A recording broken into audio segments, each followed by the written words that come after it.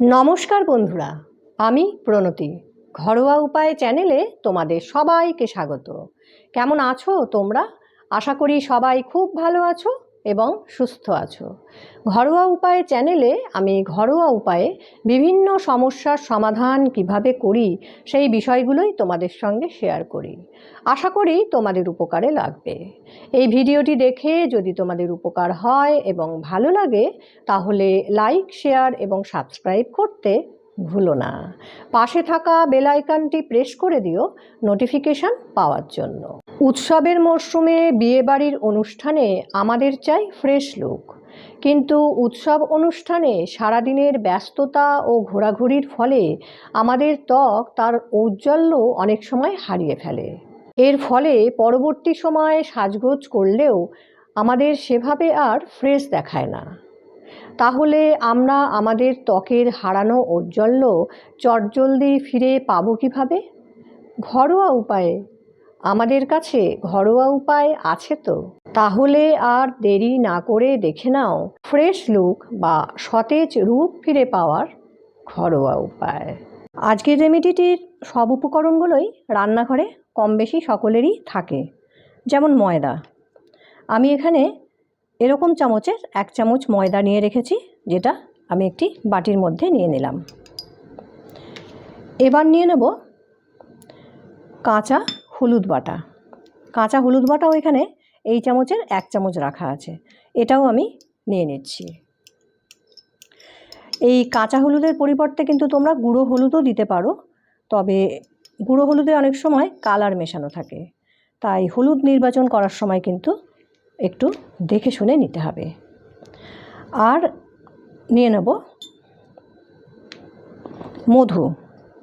মধু নিয়ে নেব 1 চামচ।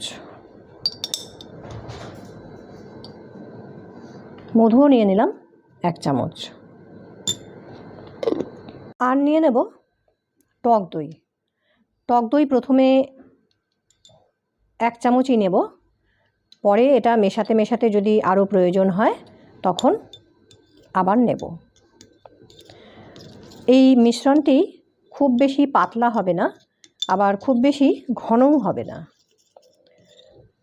দেখো এটা বেশি ঘন লাগছে, তাই আমি আরও একটুখানি টক দই মিশিয়ে নেব।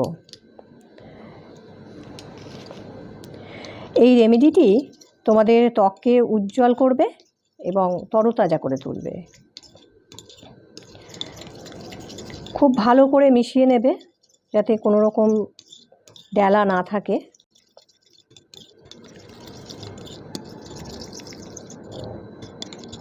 দেখো এরকম দেখতে হবে। এই রেমেডিটি কারা ব্যবহার করবে এবং কিভাবে ব্যবহার করবে দেখে নাও। এই রেমেডিটি তোমার ত্বকের হারানো জেল্লা ফিরিয়ে দেবে। এটি ব্যবহার করার আগে অবশ্যই ফেস ওয়াশ করে নিতে হবে এবং তারপর এটি অ্যাপ্লাই করতে হবে।